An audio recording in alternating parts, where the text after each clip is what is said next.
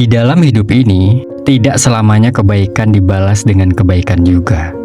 Kedengarannya memang tidak adil, dan memanglah begitu adanya.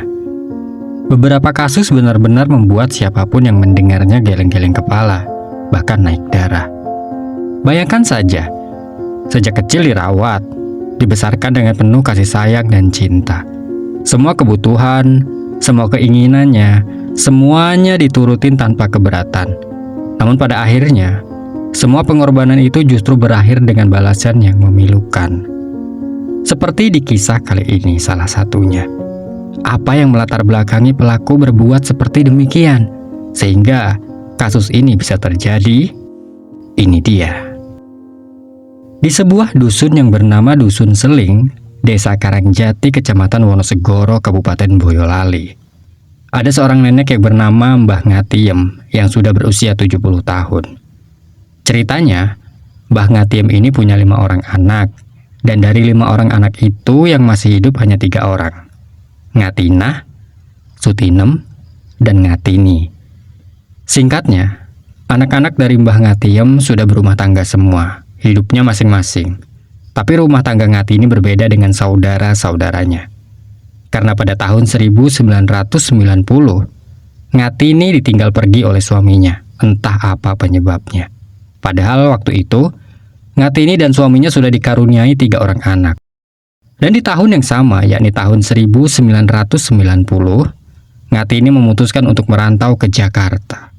Ngatini meninggalkan ketiga orang anaknya di desa bersama dengan ibu serta saudaranya. Dengan kata lain, Ngatini meminta tolong ibunya serta saudaranya untuk mengasuh ketiga anaknya di desa, selagi dirinya bekerja di Jakarta.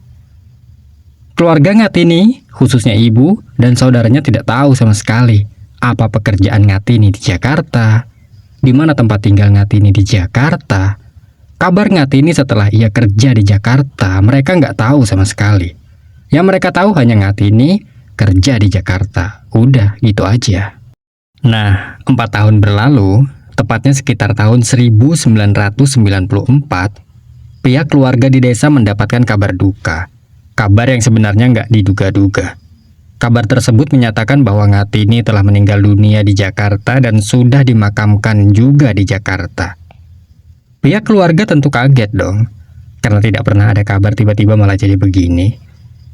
Beberapa hari kemudian, masih dalam keadaan dan suasana duka, tiba-tiba datang seorang pria ke rumah Mbah Ngatiem. Pria itu mengaku bernama Aman. Aman juga mengaku jika ia adalah suami dari Ngatini di Jakarta. Dan selama menikah di Jakarta, Aman dan Ngatini dikaruniai 1 orang anak laki-laki bernama Riswanto. Yang pada saat itu, Riswanto diboyong ke kampung bersama dengan datangnya Aman ke desa tersebut. Kedatangan Aman ke Desa Karangjati, Kecamatan Wonosegoro, Boyolali pada tahun 1994-an itu, selain memperkenalkan diri ke keluarga dari Ngatini, Aman juga menitipkan Riswanto ke Mbah Ngatiem untuk diasuh dan dibesarkan. Sebagai saudara kandung, Ngatinah dan Sutinem sebenarnya nggak begitu yakin 100% dengan Riswanto yang disebut-sebut anak dari Ngatini, dari suami keduanya. Pasalnya, tidak ada bukti-bukti yang kuat atas pengakuan Aman, ayah dari Riswanto. Tapi, si Mbah Ngatiem percaya-percaya aja waktu itu. Ditambah, melihat Riswanto kok ya kasihan gitu, masih kecil. Kemudian Aman selaku ayah Riswanto balik ke Jakarta lagi. Dan pada akhirnya, Riswanto ditinggal begitu saja di desa tersebut. Aman kemudian tidak pernah kembali lagi. Sejak saat itulah, Riswanto hidupnya dicukupi oleh Mbah Ngatiem. Tinggal juga di rumah yang bisa dibilang sederhana milik Mbah Ngatiem. Dibesarkan dan juga disekolahkan. Kasih sayang Mbah Ngatiem benar-benar besar kepada Riswanto, seakan-akan tak pernah putus. Bahkan Mbah Ngatiem sampai rela berjualan es lilin keliling kampung ke kampung untuk memenuhi kebutuhan hidup sehari-hari serta memenuhi kebutuhan Riswanto. Tahun demi tahun berlalu begitu cepat. Riswanto mulai tumbuh dewasa dan sudah bekerja, ya walaupun serabutan, pendapatannya nggak menentu. Kadang ada, kadang nggak ada sama sekali. Pada sekitar tahun 2013-an, Riswanto meminta dibelikan motor metik karena yang ia tahu, Mbah Ngatiem pasti menuruti apapun kemauannya. Sekali lagi, apapun. Simbah yang memang sayang dengan cucunya itu langsung mengusahakan untuk bisa membeli impian motor cucunya itu. Ya walaupun dengan menjual tanah warisan sih. Tapi ya nggak apa-apa lah pikir Mbah Ngatiem waktu itu. Toh untuk cucu kesayangannya juga. Sampai akhirnya motor metik pun dibeli. Senangnya Riswanto bukan main. Motor dibawa ngalur ngidul seakan-akan Riswanto memamerkan ke tetangganya sekitar dengan gaya tengilnya itu. Tapi kasih sayang Mbah Ngatiem sepertinya tidak pernah mendapatkan balasan yang adil dari Riswanto cucunya sendiri. Karena pada tahun 2014 sekitar bulan Oktober, Riswanto mulai punya pikiran jahat, sejahat-jahatnya. Karena pada saat itu, Riswanto membeli racun serangga bermerek Matador seharga Rp14.000. Kemudian, racun itu dicampurkan ke minuman Mbah Ngatiem. Tapi pada saat itu, entah kenapa, Simbah nggak meminum minuman yang sudah disediakan Riswanto. Percobaan pertama gagal total. 2 hari kemudian, Riswanto mencoba lagi dengan cara yang sama sebanyak 2 kali. Percobaan itu dilakukan, tapi Simbah lagi dan lagi tidak meminum minuman yang telah disiapkan. Seakan-akan Simbah mempunyai firasat bahwa minuman itu sudah ada racunnya. Minuman pun dibuang oleh Mbah Ngatiem. Riswanto gagal total untuk menghabisi Simbah Ngatiem. Riswanto sengaja merencanakan pembunuhan ini. Ia tahu, karena Mbah Ngatiem punya beberapa harta warisan. Riswanto yakin jika Mbah Ngatiem meninggal, harta warisan itu bakal jatuh ke tangannya. Padahal kalau dipikir-pikir, Mbah Ngatiem kan masih punya 2 orang anak, Ngatinah dan Sutinem. Tapi Riswanto tetaplah Riswanto. Ia punya rencana yang lain untuk menghabisi Mbah Ngatiem yang merawatnya sejak kecil hingga sebesar sekarang ini. Pada hari Jumat 7 November tahun 2014 dini hari, tepatnya jam 12 malam, Riswanto mengambil sarung bantal dan melumuri sarung bantal itu dengan racun serangga yang dibelinya tempo hari. Melihat Simbah lagi tertidur pulas, Riswanto langsung membekap Mbah Ngatiem sampai lemas dan kehabisan nafas. Tenaga Mbah Ngatiem tentu kalah. Simbah tidak mampu melawan cucunya yang kesetanan.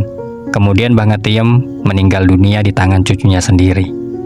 Rencana Riswanto kali ini berhasil untuk menghabisi Simbah. Setelah melihat Mbah Ngatiem meninggal, Riswanto membiarkan jasad terbujur kaku di atas ranjang kasur.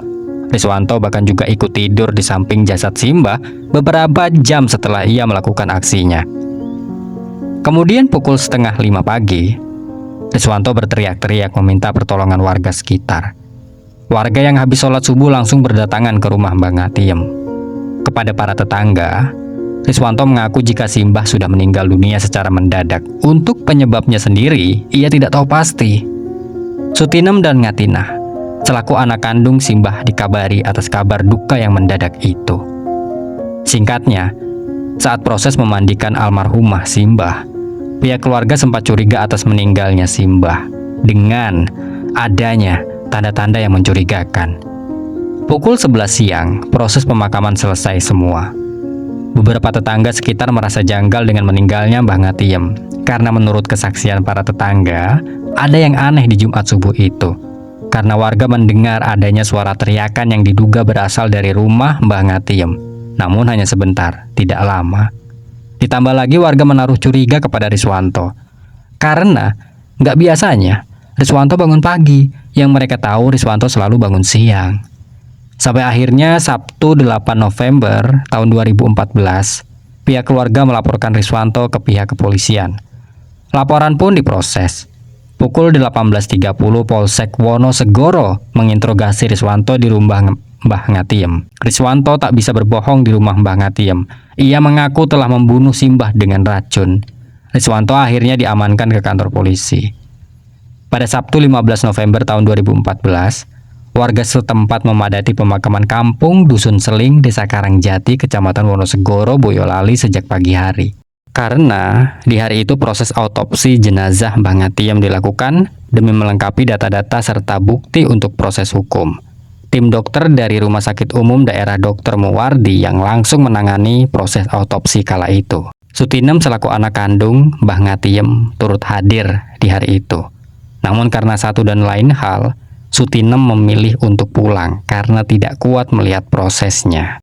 Singkatnya, hasil autopsi menyatakan penyebab kematian Mbah Ngatiem dikarenakan terhambatnya saluran nafas yang mengakibatkan meninggal dunia.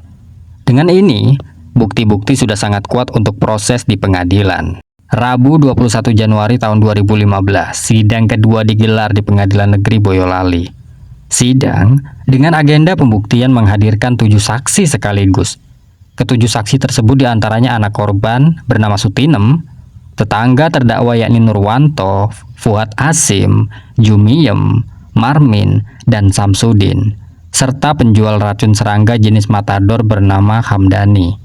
Selain itu, dalam sidang tersebut juga diperlihatkan sejumlah alat bukti seperti sarung bantal, pakaian korban, retur, dan racun serangga jenis matador. Saat sidang berjalan, Riswanto tiba-tiba saja mendatangi Sutinem selaku anak kandung korban. Riswanto bersimpuh memohon ampun kepada Sutinem yang sedang memberikan kesaksian. Riswanto menyatukan kedua telapak tangannya dan meletakkan di wajahnya. Riswanto berkali-kali meminta maaf. Riswanto berkata dalam bahasa Jawa, dia bilang begini, "Kulo nyuwun ngapuntene sanget, kulo tobat, kulo menyesal, kulo janji mboten ngulangi kesalahan kulo meneh," ucap Riswanto, memohon ampunan atas perbuatannya kepada Sutinem. Meski sudah dimaafkan oleh pihak keluarga, tapi proses hukum tetap berjalan. Sampai pada akhirnya, Selasa 17 Maret tahun 2015, sidang putusan digelar di Pengadilan Negeri Boyolali, yang kala itu dipimpin oleh Hakim Ketua Catur Bayu Sulistyo, menyatakan terdakwa Riswanto alias Gogon telah terbukti secara sah dan meyakinkan melakukan pembunuhan berencana. Oleh karena itu, menjatuhkan pidana penjara terhadap terdakwa Riswanto alias Gogon selama 12 tahun penjara. Selesai. Dari kisah ini semoga ada pembelajaran untuk kita semuanya ya teman-teman. Janganlah sesekali tergiur oleh harta warisan. Banyak kasus yang didasari oleh harta warisan yang berakhir dengan tragis bahkan berujung di penjara. Di kasus ini harusnya pelaku lebih banyak bersyukur sebab sedari kecil sudah dirawat dan dibesarkan. Harusnya lebih kesadar diri siapa kita. Ingat, harta warisan, tanah, rumah, perhiasan bisa saja habis, tapi tidak dengan warisan yang baik. Nilai-nilai positif yang ditanamkan di diri anak cucu kita, kejujuran, adab yang baik, ilmu pengetahuan, semangat hidup, dan lain sebagainya, merupakan warisan yang tak pernah ternilai harganya. Kami semua turut berduka cita atas kasus ini. Semoga lebih banyak orang-orang yang tersadar bahwa bukan harta warisan yang menjadi tujuan hidup ini. Apabila ada kesalahan dalam penyampaian, kesalahan dalam membawakan cerita, ataupun ada pandangan yang berbeda dari kasus ini, saya memohon maaf yang sebesar-besarnya. Buang jauh-jauh sisi negatifnya dan simpan sisi positifnya dari kisah ini. Akhir kata, saya Mas Kepo mengucapkan wassalamualaikum warahmatullahi wabarakatuh.